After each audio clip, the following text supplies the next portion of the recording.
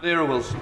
Very much, Mr. Speaker. The chairs of governing bodies of 19 primary and secondary schools across the London boroughs of Richmond and Kingston have today written to the Education Secretary requesting an urgent meeting with her to discuss the crippling funding and recruitment challenges they're facing. Will she agree to meet with them? Of course the Secretary of State will agree. She just said that to me just now.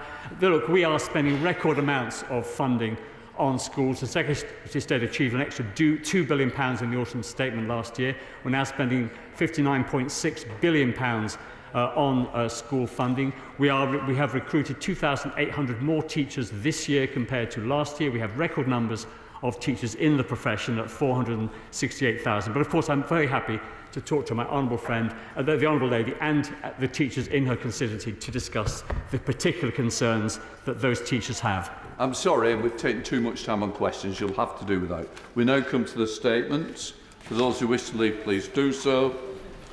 We come to the statement, Higher Education Reform. Secretary of State.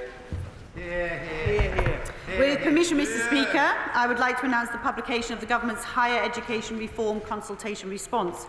This country is one of the best in the world to study higher education, boasting 4 of the world's top 10 universities. For most, higher education is a sound investment, with graduates expecting to earn on average £100,000 more over their lifetime compared to those that do not go to university. However, there are still pockets of higher education provision where that promise that university education will be worthwhile does not hold true, where an unacceptable number of students do not finish their studies or find a good job after graduating. This cannot continue. It's not fair to taxpayers who subsidise that education, but most of all, it's not fair to those students who are being sold a promise of a better tomorrow, only to be disappointed and to end up paying far into the future for a degree that did not offer them good value. We want to make sure students are charged a fair price for their studies and that a university education offers a good return. Our reforms are aimed at achieving this objective. This is why the Government launched a consultation in 2022 to seek views on policies based on recommendations made by Sir Philip Auger and his independent panel. The consultation ended in May 2022 and the Department for Education has been considering the responses received. I'm now able to set out the programme of reforms we are taking forward. I believe the traditional degree continues to hold great value, but is not the only higher education pathway. Over the past 13 years, we've made substantial reforms to ensure that the traditional route is not the only pathway to a good career. Higher technical qualifications massively enhance students' skills and career prospects and deserve parity of esteem with undergraduate degrees. We've seen a growth in degree-level apprenticeships with over 188,000 students enrolling since their introduction in 2014. And I've asked the Office for Students to establish a £40 million competitive degree apprenticeships fund to drive forward capacity building projects to broaden access to degree apprenticeships over the next 2 years. This drive to encourage skills is why we're investing up to £115 million to help providers deliver higher technical education. In March, we set out detailed information on how the Lifelong Learning Entitlement, LLE, will transform the way individuals can undertake post-18 education, and we are continuing to support this transformation with the Lifelong Learning Bill currently passing through the other place. We anticipate that this funding, coupled with the introduction of LLE from 2025, will help incentivise take-up of higher technical education, filling vital skills gaps across the country. Mr. Speaker, each of these reforms has had one simple premise, that we are educating people with the skills that will enable them to have a long and fulfilling career. I believe that we should have the same expectation for higher education and that it should prepare students for life by giving them the right skills and the right knowledge to get well-paid jobs. With the advent of the LLE, it's also not fair and not right for students to potentially use 3/4 of their lifelong loan entitlement if a university degree does not offer them good returns. It would constrain their future ability to learn, to earn and to retrain. We must shrink the parts of the sector which don't deliver this value and ensure students and taxpayers are getting value for money given their considerable investment. Data shows that there were 66 providers where fewer than 60% of graduates progressed to high-skilled employment or further study 15 months after graduating. This is not acceptable. I will therefore be issuing statutory guidance to the OFS setting out that they should impose recruitment limits on provision which does not meet its rigorous quality requirements for positive student outcomes to help constrain the size and growth of courses that do not deliver for students. We will also ask the OFS to consider how it can incorporate graduate earnings into its quality regime. We recognise that many factors can influence graduate earnings, but students have a right to expect that their investment in higher education will improve their career prospects, and we should rightly scrutinise courses which appear to offer limited added value to students on the metric that matters most to many. We will work with the OFS to consider franchising arrangements in the sector. All our organisations that deliver higher education must be held to robust standards. I am concerned about some indications that franchising is acting as a potential route for low quality to seep into the higher education system. And I'm absolutely clear that lead providers have a responsibility to ensure franchise provision is of the same quality as when delivered directly. If we find examples of undesirable practices, then we will not hesitate to act further on franchising. As I've said previously, we will ensure students are charged a fair price for their studies. That is why we're also reducing the fees for classroom-based foundation year courses such as business studies and social sciences to £5,760 in line with the highest standard funding rate for access to HE diplomas. Recently, we've seen an explosion in the growth of many of these courses with limited evidence that they are in the best interests of students. We are not reducing the fee limits for high-cost, strategically important subjects such as veterinary sciences and medicine, but we want to make sure that foundation years are not being used to add to the bottom line of some institutions at the expense of those studying them. We will continue to closely monitor the growth of foundation year provision and will not hesitate to introduce further restrictions or reductions. I want providers to consider whether these courses add value to students and to phase out this provision in favour of a broad range of tertiary options with the advent of the LLE. Our aim is that everybody who wants to benefit from higher education has the opportunity to do so. That is why we will not be proceeding with a minimum requirement of academic attainment to access student finance at this time, although we will keep that option under review. I am confident that the sector will respond with the ambition and focused collaboration required to deliver this package of reforms, and I would like to finish by extending my wholehearted thanks for their responses to this consultation. This package of reforms represents the next step in tackling low-quality higher education, but it will not be the last. This government will not shy away from further action if required and will consider all levers available to us if these quality reforms do not result in the improvements we seek. Our higher education system admired across many countries, and these measures will ensure it continues to be. I commend this statement to the House. Shadow Secretary of State Bridget Phillipson. Thank you, Mr. Speaker, and I thank the Secretary of State for advance sight of her statement. Today's statement tells us several stories about this government. It tells a story about their priorities. Why universities? Why now? It tells a story about their analysis, what they think is wrong and what they think is not. And it tells a story about their competence. Why these changes when for so long their own regulator has used a different approach. It tells a story about their prejudice. Why they continue to reinforce a binary choice for young people, either academic or vocational, university or apprenticeship.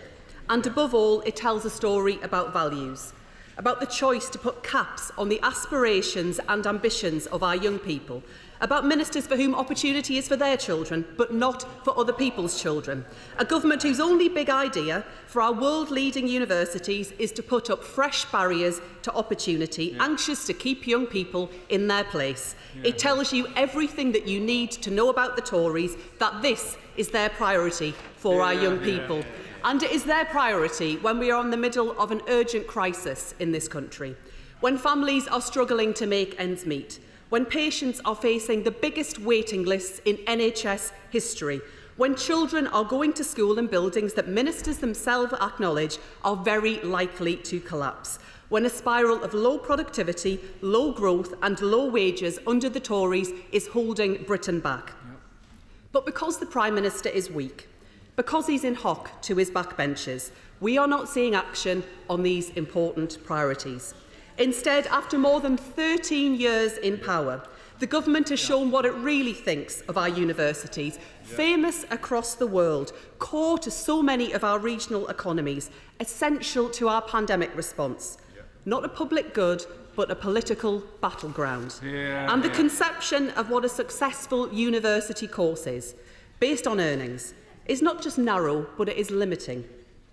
I asked the Secretary of State to briefly consider the case of the Right Honourable Member for Richmond. The Prime Minister has a degree in politics from one of our leading universities, and yet his government lost control of almost 50 councils this year. He was the second choice of his own party, and now he is on track to fail to deliver on the pledges he set himself publicly. Does the Secretary of State believe that the Prime Minister's degree was in any sense a high-value course? And let's be clear what today's announcement is really about. Many of our most successful newer universities, the fruits of the determination of successive governments, Labour and Conservative, to spread opportunity in this country, often draw more students from their local communities. Many of those areas are far from London, far from existing concentrations of graduate jobs. Many of those students come from backgrounds where few in their family, if any, will have had the chance to go to university before. Many of those young people benefit from extra support when they arrive at university to ensure they succeed. And on this side of the House, we welcome the success of those universities in widening participation and welcoming more young people into higher education. Yet today, the Secretary of State is telling those young people, including those excited to be finishing their studies this year, that this government believes their hard work counts for nothing. So can she be absolutely clear with the House? And can the Secretary of State tell us today which of their courses she considers to be of low value? Now, the Secretary of State is keen to trumpet her party's record on apprenticeships. So let me set out what the record really is from this government. Since 2015-16, apprenticeship starts amongst under-19s have dropped 41%, and apprenticeship achievements in that age group down 57%. Since the Secretary of State entered this place, the number of young people achieving an apprenticeship at any level has more than halved, failing a generation of young people desperate to take on an apprenticeship. Lastly, and most importantly, the values that this government has set out today are clear. The Conservatives are saying to England's young people that opportunity isn't for them, choice isn't for them. The bizarre irony of a Conservative government seeking to restrict freedom and restrict choices seems entirely lost on them. Labour will shatter the class ceiling. We will ensure that young people believe opportunity is for them. Labour is the party of opportunity, of aspiration and of freedom. And let us be clear too that young people want to go to university not merely to get on financially, but for the chance to join the pursuit of learning, to explore ideas, to undertake research which benefits us all. That chance, that opportunity, that matters too. Our children deserve better. They deserve a government whose most important mission will be to break down the barriers to opportunity, to build a country where background is no barrier. They deserve a Labour government. As usual, the Honourable Lady has more words than actions. None of these actions were put into place either in Wales, where they are running the education system, or in the UK when they were in England. We have always made a deliberate choice for quality over quantity. And this is a story of a consistent drive for quality, whether it's my honourable friend, the Schools Minister, who has driven school standards so that we've now got the fourth best, we're the best in the West for reading, fourth best in the world. Childcare, whether it's revolutionising the apprenticeship system, none of which existed before we put it in place, and technical education and higher education. Now, I was an other people's child. I was that kid who left school at 16, who went to a failing comprehensive school in Knowsley, who relied on the business and the college and the university that I went to, brand images of which I didn't know, absolutely nobody I knew who had ever been, and I put my trust in that company, and luckily they did me very well. There is not all universities and not all courses have the trust brand image of Oxford and Cambridge, which I think is where the Honourable Lady went, as long as my Honourable friend, the Prime Minister. I've worked with many leaders all over the world in my many years in business. The Prime Minister is a world-class leader. In terms of apprenticeships, quality always over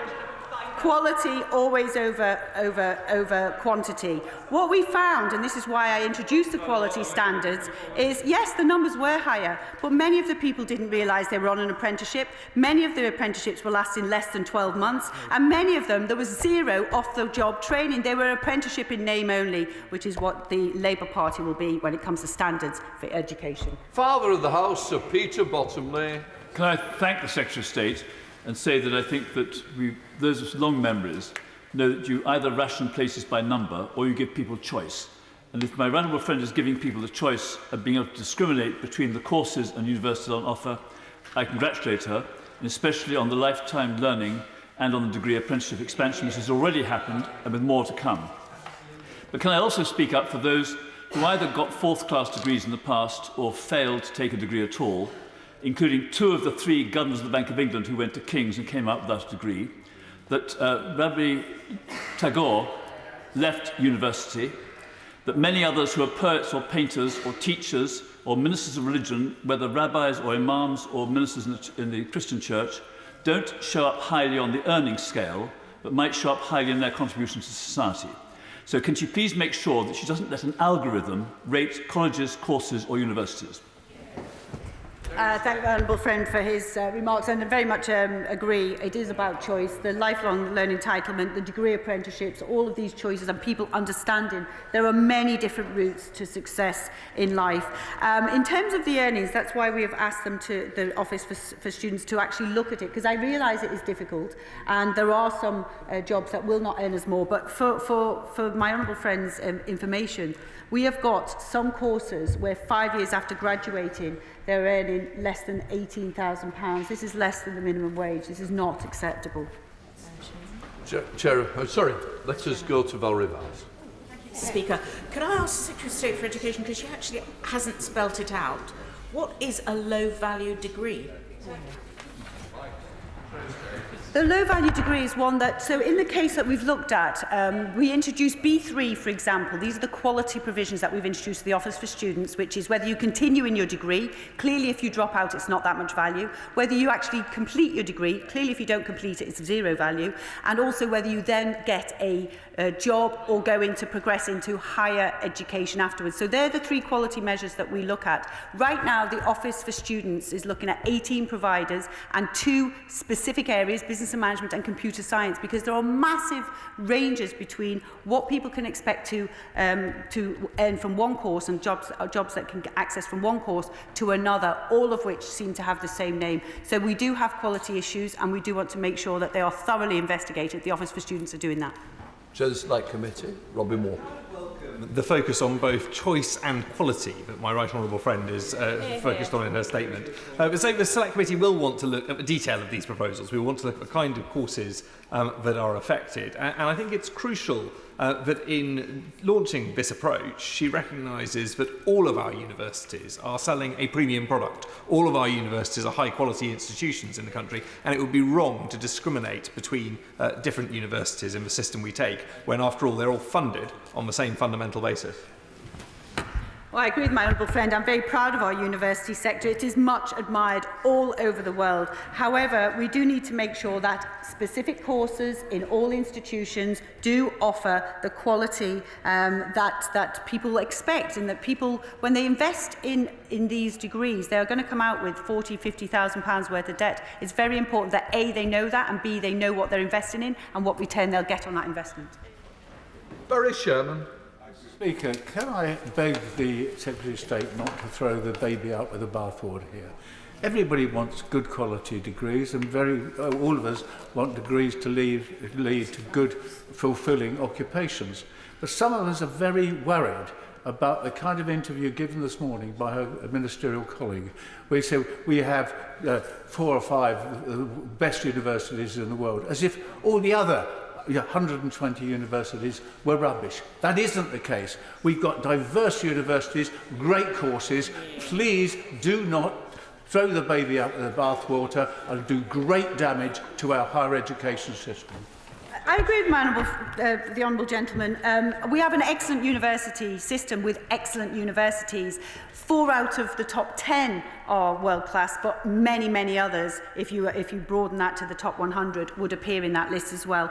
We have a very, very good university sector, which is why it's most important that we protect the brand image, because it's also very popular abroad as well. We have more than 600,000 students every year that choose to come here, more than almost every other country in the world. Why? Because they know they're going to get quality. So it's actually very important for the sector that that quality is maintained. Kit Malthouse. Mr. Speaker, I know that the Secretary of State takes a more than purely transactional view of higher education, and I'm with the Father of the House and hoping that in her reforms there will be protections for those degrees that don't offer an immediate commercial advantage, like theology or philosophy or the study of poetry, for example. But I also hope that within her reforms there'll be protections that will allow universities to innovate and introduce new courses. Our university sector has obviously been in the forefront of driving forward British intellectualism and thinking, and allowing them to experiment with courses that may not immediately fulfil the criteria that she's proposing, or indeed forbidding them or deterring them from doing so, would set us back in world terms. Can she reassure us that innovation will still be encouraged? I thank my honourable friend and for all of the work that he did in this area as well.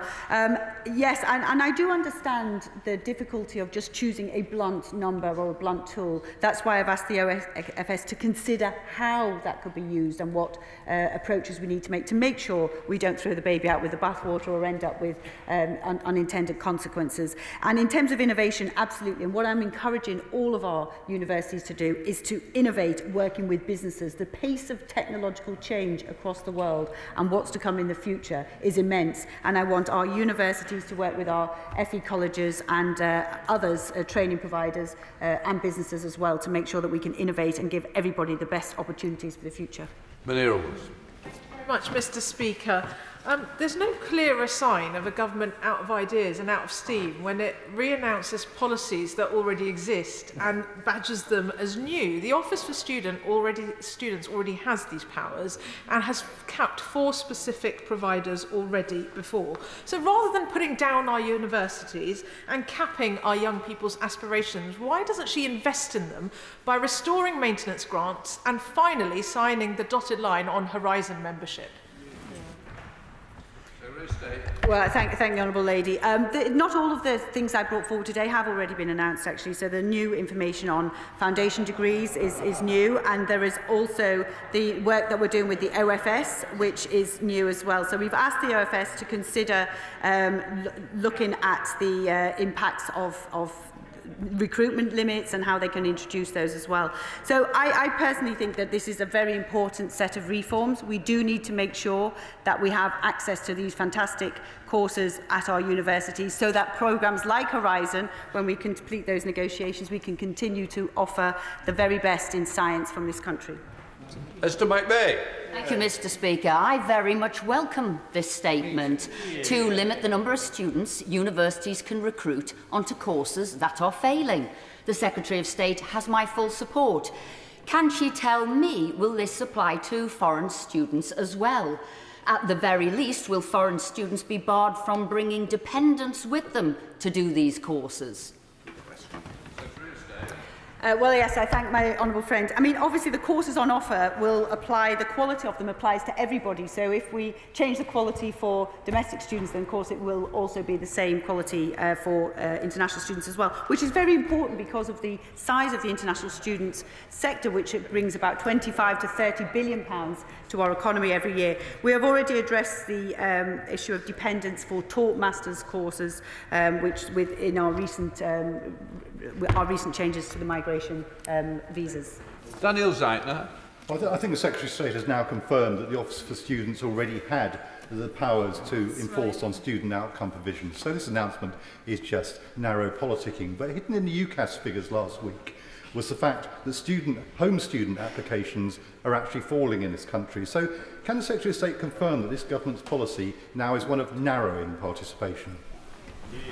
That the honourable gentleman has asked this question, because it's absolutely not. No, it's about widening participation, but making sure that it is a high quality. Also making sure there's more degree apprenticeships. 188,000, they didn't exist. Now there's 188,000 people who can do what I did as the only degree apprentice in the House of Commons, which is a fantastic route into the workplace. Plus higher technical qualifications, plus boot camps. There is so much investment, all happened under this Conservative government. Sir Bill Wigan. Thank you. Does my right honourable friend agree with me that the Shadow Secretary of State missed the opportunity to condemn the disgusting and cruel UCU marking boycott? And will she use these reforms to protect young people so that this never happens again and universities like Cambridge and Exeter can actually issue degrees? Yes, it's very important. I mean, young people have suffered already a lot during COVID. They've invested in their degree. They've put all the hard work in. It is only right that they should have their degrees marked. And we are urging, obviously this is a dispute between the universities and their lecturers, but we are urging them to make sure that they prioritise all those that will be graduating this year. Sammy Wilson. Mr. Speaker, I welcome the announcement today because I think for far too long some universities cynically sold courses to students even though they knew the outcomes were poor in terms of qualifications and employment opportunities. But does the Minister accept that it was her party that allowed the increase in fees? We're aware of the mismatch sometimes between courses and the needs of the economy and didn't do anything to cap those courses. And does she not recognise that some people will be rather cynical that the tsunami of announcements we're getting now are more to do with the by-elections rather than the ability to deliver between now and a general election? Oh, fancy that. Absolutely not. I've been actually myself working on this policy with many former ministers, even since I was the Apprenticeships and Skills Minister. So it's been a long time that we've been working on this, but to make sure that we get it right. But it's absolutely vital that when you put your trust in an institution as a working class kid coming out with £50,000 worth of debt, you don't know. You have to put your trust in the system. The system has to deliver for you. And if you have 50 grand's worth of debt and no better jobs prospects, that is not a system delivering for you. Wouldn't it benefit university courses quality more if university administrators were paid a lot less and university lecturers were paid rather more? I think my honourable friend puts his finger on a debate which is going on in our universities right now, and I know is part of the discussions between university lecturers and university management. Rupa. Speaker, thank you. I've been round the block, Oxbridge, Redbrick, ex-Poly, long enough to know that this reeks of academic snobbery and desperation. Is cultural studies, where you could legitimately analyse Mickey Mouse as a subject of academic inquiry in the hit list, because I've got ex-students of mine who did that are earning more than any of us in here. And when will they address the things that our constituents really want dealing with, like crippling student debt and the massively reduced minimal contact hours that the COVID generation got? Well, the Honourable Lady will be delighted that because of the data we now have, those students who are earning more, having done, I don't know what her judgment is on the institutions they went for, but they will absolutely, if they go on to earn more, that will be absolutely fantastic. That's all that we expect. But one has to recognise that when you've had a massive increase in something like business and management, now I have 2 business and management degrees. I know business very well, having spent 30 years. But if you cannot get a good business job after you've done business and management degree, I would suggest it wasn't a very good quality business and management degree. Chris Green. Thank you, Mr. Speaker. My right friend is right to celebrate Britain's international higher education success, but does she agree that any changes made must recognise the tremendous success of the 2,000 workers at the University of Bolton as it has shot up the Guardian Best University Guide league table to now be placed in the top 40? My honourable friend makes an excellent point, and I know is a big champion of the University in Bolton, and I was delighted to meet them recently. And that is something that is quite interesting, because there's a lot of the former polytechnics or newer universities that are working and collaborating so well with businesses, offering more degree apprenticeships, offering more flexible courses, and storming up the league tables. Thank you, Mr. Speaker. I'm concerned that many university degrees which lead young people into the creative sector would be squeezed under the government's plans. Industry leaders have warned that limiting student numbers based on graduate earnings fails to account for the working patterns of graduates in the creative industries, particularly the arts, where people do not immediately earn high salaries. And the salaries in those professions do not reflect their importance to national well-being and the contribution that the arts themselves make to our national income. So I asked the Secretary of State what assessment her department has made of the damage this latest policy will do to those arts and humanities subjects which have already been relentlessly cut back under Conservative-led governments. Well, I'm a huge supporter of our creative and arts industries. It's one of our largest industries that we have. We're very successful at it. I work with them a lot to make sure that we can deliver even broader apprenticeship routes, because it's also an industry that's quite difficult to get into. But of course, the reason I've asked the Office for Students to consider how to do this is to make sure that we consider things like the creative arts and other routes, which sometimes take longer to get into, but offer a different aspect of learning as well. That's why we haven't just introduced a blunt tool, but I will continue to work with our fantastic creative sector. Vicky Ford. Speaker, can I congratulate her and the department for their focus on excellence. Mr. Speaker, this morning I attended the graduation ceremony of students from Anglia Ruskin University in Chelmsford, and it was so moving because for the first time in history, students were able to graduate as medical doctors in Essex. Our investment 5 years ago in 5 new medical schools across the country is a shining example of a Conservative government investing for future needs. Will she work with me to try and double the size of our medical student, to encourage a degree apprenticeship for doctors, and congratulate our new doctors? Well, I thank my honourable friend, and I know she is a huge champion for Anglia Ruskin University. I am delighted at the number of medical doctors, which, as my honourable friend says, is something that was introduced under this government as a new medical school. And one of the proudest things when I was the Apprenticeships and Skills Minister, one of the last things I did was to ask them to build a medical doctor's apprenticeship standard, which I'm delighted is now being rolled out from September this year, and I look forward to Anglia Ruskin offering this as well. Thank you, Mr. Speaker. I was the first in my family to get a university degree. I hope I'm not the last. Would the Minister now confirm that the Tory party are the party of blockers of aspiration and opportunity into higher education, as well as building affordable houses, the party of the blockers? No, I think my honourable friend has got it completely wrong. I mean, under Conservatives, an 18-year-old from a disadvantaged background is 86% more likely to go to university than they were in 2010. Under Labour, the richest students were 7 times more likely to go to university than the poorest 40% in society. So no, I'm afraid he's got it completely wrong. Jonathan Gullis. Thank you, Mr. Speaker. I welcome the Secretary of State's plans, but I want to see higher education reform go further. And in the new Conservatives' recent paper, there was an excellent suggestion to extend the closure of the student-dependent route to students enrolled on one-year research master's degrees. Would she support that? Well, I think my honourable friend knows that we've already looked at this in quite careful detail. It is kept under review, but for the moment, we've just recently made changes to this to the taught course route.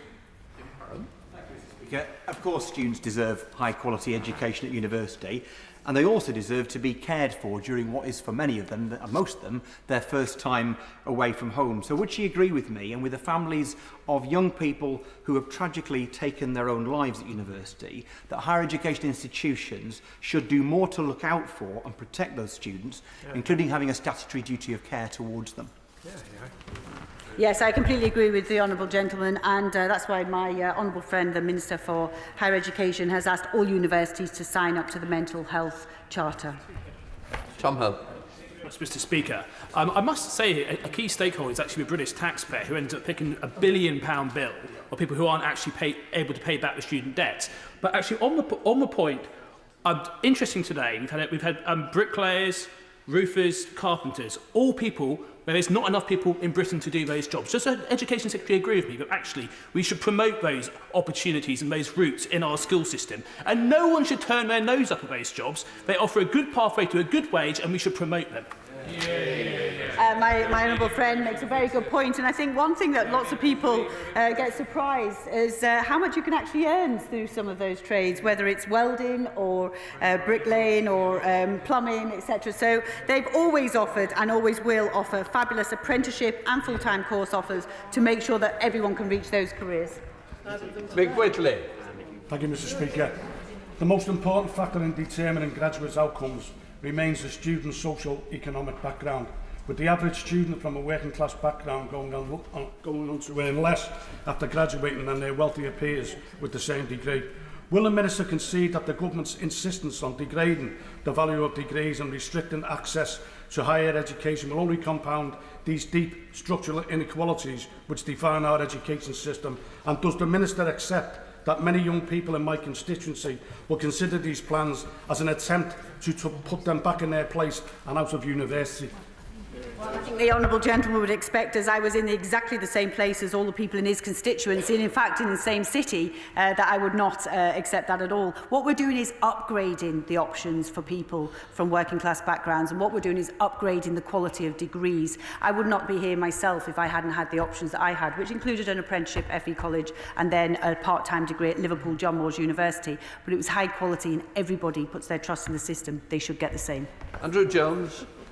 Mr. Speaker, and can I support my right honourable friend's comments on the UCU marking ban, which is so hurtful to students, but just focus upon the latest data from UCAS, which shows a record number of 18-year-olds from the most disadvantaged areas have been accepted onto a course, and that the entry rate gap between the most advantaged and the most disadvantaged areas now stands at 2.1, which is a record low. So that's great, but it shows there's more work to be done. Will my right honourable friend continue her focus on closing that gap? My honourable friend is absolutely right. We are continue to close that gap, and we've made unbelievable progress, really. More progress in the last 13 years than has ever been made in this country. We will continue to make sure that working class people get all access to all high quality routes into the workplace. Rachel Mason. Thank you, Mr. Speaker. Government should be addressing the causes why some courses are struggling, not the consequences. Yeah. Higher education funding is in crisis, and it's having a significant impact on the function of universities, not least those post-92 universities. So will this review by the Office of Students include looking at the funding model of higher education, and how will it address the real symptoms that she's talking about?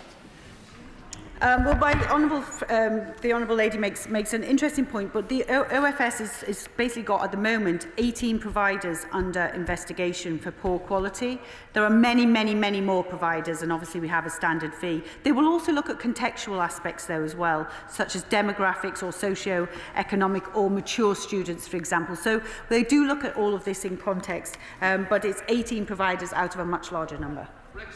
Thank you, Mr. Speaker. The Secretary of State has my full support for the measures she's announced this afternoon, and in that key mission of ensuring that students pay a fair price and get a good return for their university education. Will she agree with me that more institutions should follow the exemplary example of the University of Buckingham, able to offer fantastic 2-year undergraduate degrees with staggered start points throughout that year?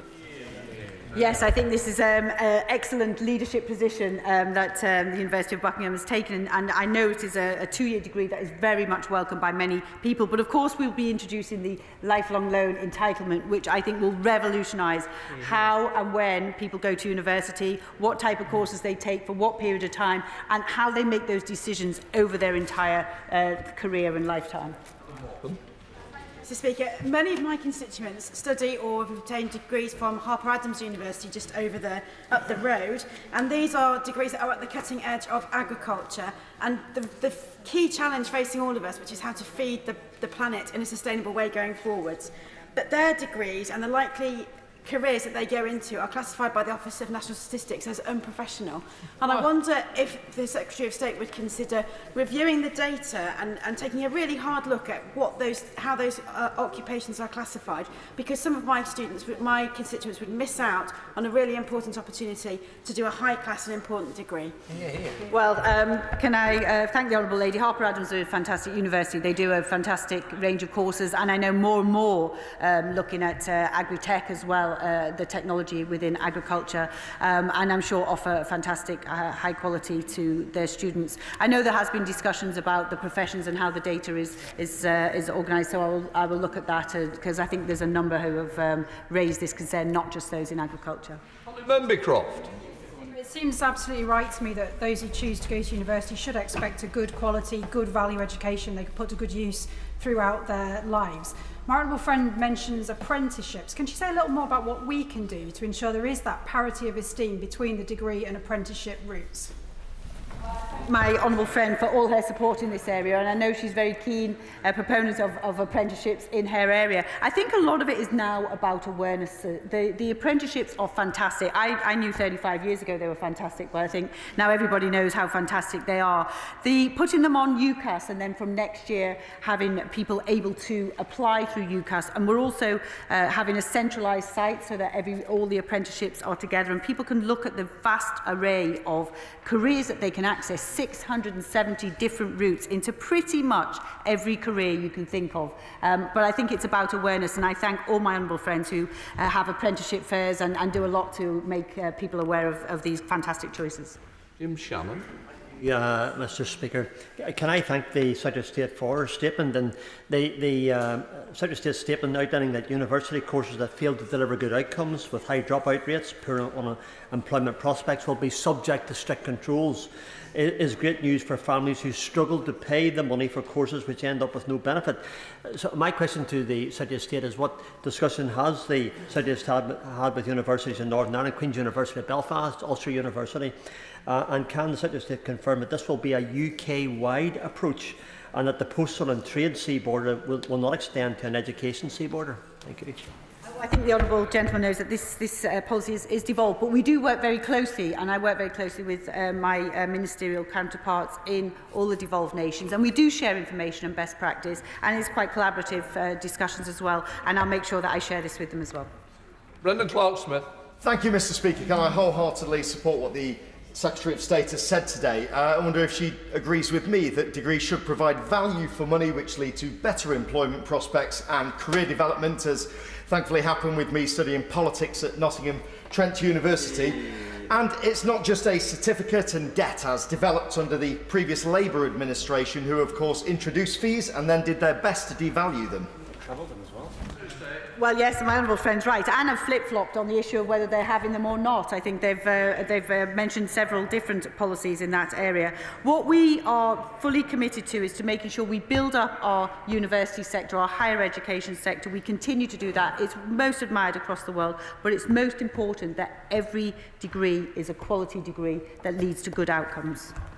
Siobhan Bailey. Thank you, Mr. Speaker. I think the Secretary of State is right. The Labour Party have not just flip-flopped on their position on tuition fees, but they're now coming across as not wanting parents and young people to have the best possible information about their options. Now, I'm working with the think tank Policy Exchange about reforming the apprenticeship levy, and they've identified that if the public sector apprenticeship target of 2.8% was met in all areas, we could create 25,000 additional apprenticeships. Will my right honourable friend look at that and also look at whether we can change the procurement contract rules, because we're going to need these new opportunities as we go forward? I'm fully supportive, as my honourable friend knows, of making sure that more and more people have access to apprenticeships. At this moment, we're spending 99.6% of the budget, so it doesn't leave much room for further flexibilities over and above what we've already introduced. And it's that reason that the Labour Party's policy of halving the number of levy, the amount of levy that's used on apprenticeships, will just result in fewer opportunities. It's a terrible policy. They should flip that policy. It's a flop. That completes the statement.